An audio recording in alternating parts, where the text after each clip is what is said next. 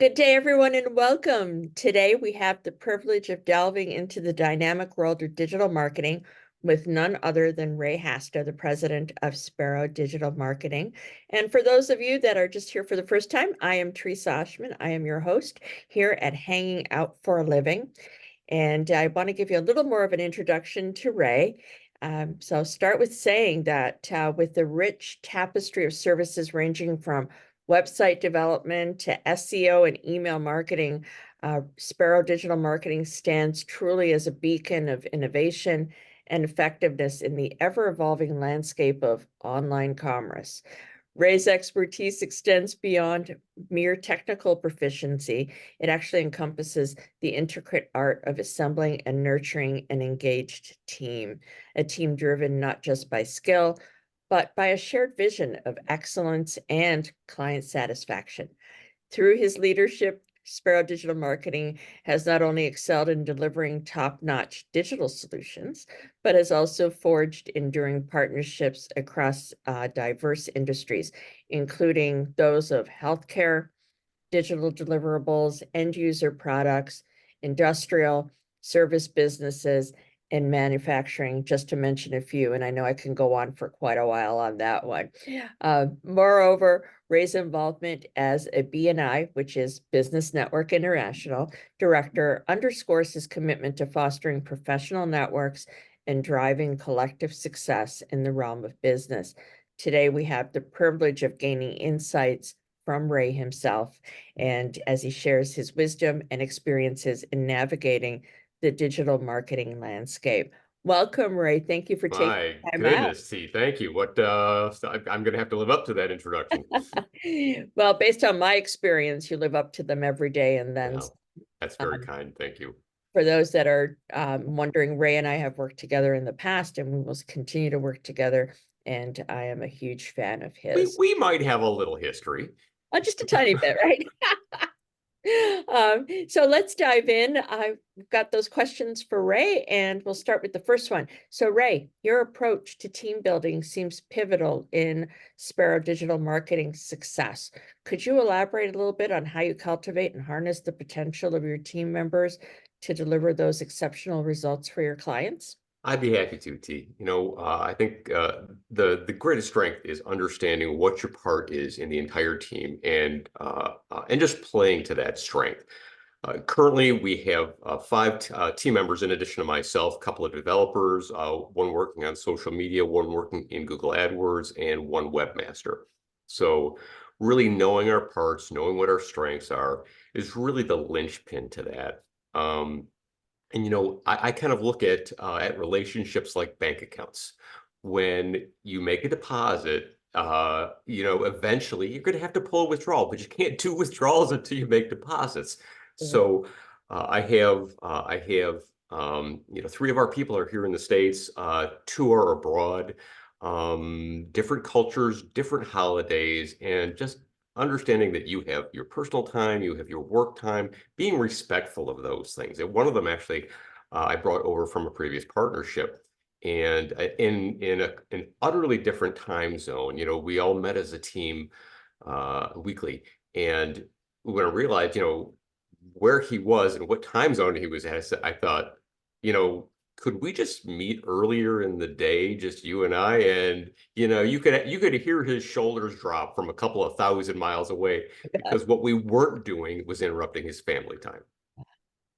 So working to that, I think, is really the single biggest piece. And it kind of along the whole lines of that mutual respect and kind of keeping with the bank account theory.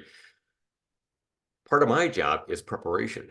I'm a decent web developer. I'm a better marketer, and my favorite part of the whole job, believe it or not, is customer relations. I love ferreting out what that problem is that we're trying to solve. But preparing what the customer needs and giving it back to my team members so they can actually accomplish it. It's something actionable. So preparation on my part is just the single most important thing that I can do for my team. There's something to be said for preparation, that's for sure. Absolutely, absolutely. And I can totally relate to the time zone things. I tell people that time zones are my kryptonite. I can't, oh, It's hard. it is hard. It is hard. And particularly when you have, like you, businesses and team members globally, and you're trying to figure out, well, if they're in New Zealand and today is, blah, blah, I'm like, oh, heck no. Exactly. And T, in regard to that specifically, different cultures, different holidays. Exactly. And it throws a wrench in the works to find out, hey, I'm not going to be in tomorrow. We have jobs planned. That's not going to work. Yeah, exactly, exactly. And just being very well aware of that. So I love how you're able to structure that and be really aware and mindful of those things. Obviously, that really contributes to a great deal of your success.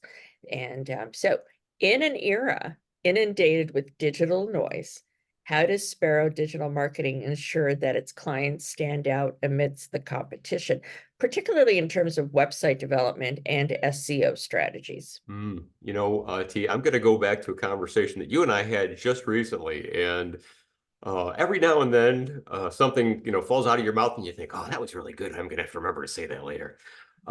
We were actually talking about social media. We aren't really touching social media here, but it still relates. Right. Um, and I think I'm not sure who said it. It might have been you, it might have been me. I don't remember. But if we treated our social media channels like we treat our kitchen table, Right. it's so much more welcoming. So part of our approach to differentiating our service and our customers, and out of the noise, is making sure that that website and the SEO functions are a natural extension of the personality of the owner.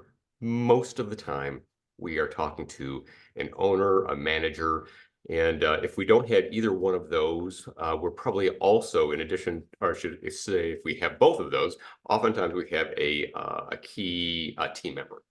Okay. And understanding who they are, what they do, the business is very likely an extension of the favorite part of their personality. They might hate half of the business, but the other half they love so much they would do it all day long. So making sure that website conveys that. Some businesses and some personalities are very serious, very heavy, very weighty topics. Some are much more lighthearted. And helping the website and the SEO functions actually convey that, because they are most likely mirroring either what their clients are or what their clients are looking for. So just want to make sure that those line up, and it expresses their personality, expresses their service, and then conveys that to their prospects. That's awesome because it keeps them authentic and Mhm. relatable. And those are also so important. Absolutely. Yeah, once again, back to that kitchen table theory. Just be who Exactly. you are. Be who you are. Yeah, exactly. Right. I remember a conversation that was a really good one and very enlightening. Mm. So, as the president of Sparrow Digital Marketing and also a BNI director, how do you perceive the intersection of professional networking and digital marketing? And how has this synergy contributed to your company's growth and client acquisition strategies without giving away the secret sauce? Without giving away the secret sauce, I will say this one, it's just as we described the on the previous one, what's really at the heart of the business owner. This one is so close to my heart, and I can't help but live this one all day long, because if I didn't, I would blow a blood vessel. Um, I'm a forever student. One of the things that I just adore about this part of the business is you have to be able to learn constantly. You have to be able to be, you know, you have to be interested. And if you're not, it's going to show. So there are three very common steps when we're talking to a new business owner or manager or just a new prospect. Sure. So first of all, there's understand that business, once again, is an expression of what they do or what they are. And when we talk to the business owner, it's evident, that there's going to be some portion that they love. So there's that. Um, the second of the three steps is defining their goals. So oftentimes they're trying to accomplish something. It's a better website, it's better sales, it's more efficiency, something that they're trying to extract from their time or their business, so that they can provide better service. Um, Sometimes they're very anxious to get started, and sometimes they try to tell us our jobs, and we don't let them self-diagnose. So we'll listen to all that. Of course. But one of my favorite Henry Ford, quotes always comes back to me when I get someone who's starting to run ahead of us, which is, if I asked a customer what they needed, he would have said a faster horse, because they couldn't envision the car. Right. So listen, let them, throw up all over you, but keep in mind that we're the experts here. So I'm not going to tell someone how to build a plane. Please don't tell me how to market. There you go. Exactly. Uh, No, wiser uh, words have not been yet said. Exactly. and the last of the three really is communicate. Once we've got all that distilled and we understand what they're trying to do, um, share that information back, make sure that we get it, and then also be very clear that this is what we're going to have a look at. We may need some time to study. I need to bring this back to you. Just really share what you intend. And along the lines of that whole, understand, define, and communicate, listen to your gut. If that little voice is telling you this is not a match, it's okay to say, I don't think we're the right company for you. Right. Um, and if you believe that you've got a solution for them, then, hey, I'd like to see how this applies. And, need to do a little bit of research. You might have it right there in the spot. Some things are very easy to answer, given our experience. Right. But if you really believe that there's a match, if it's a potential match, go for that. If something in you is saying, not today, chum, then communicate that as well. Be honest. So, and I'd say that it's really the same thing when it comes to networking. It's all of those three things. Absolutely, absolutely. And no, that's really great. I love those three pillars, if you will, that you embrace. So last but not least, diversity seems to be a hallmark of your client base and spanning various sectors from healthcare to manufacturing. Could you share some insights on how Sparrow Digital Marketing tailors its services to meet the unique needs and challenges of clients across such really diverse industries? Well, Kate, we're right back to understand, define, and communicate. Yep. You have to know where your strengths are. Building a website, the mechanics are not difficult for those who live in the space. Yes. Um, but looking at what is the client choosing to do. If all they need, forgive me, it sounds simplistic. If all they need is a website, well, then we will suffice and get that thing done, make sure it's housed and safe and secure, and do our best to, keep the barbarians away from the gates, because there's always someone who's trying to break in. Yes. It Mhm. is the nature of where we are today. Right. Um, but understanding what their next step is. If their next step is simply, we need a site that takes care of us and represents us, no problem, we've got you covered. But what are the steps after that? Right. More commonly than not, SEO is either something they've already stated that they're interested in, or in 6, 8, 14 months, those are the most likely touch points. Then the question is, well, how do we get more traffic? It's good, but this isn't quite where we're trying to go. Right. We don't hard sell.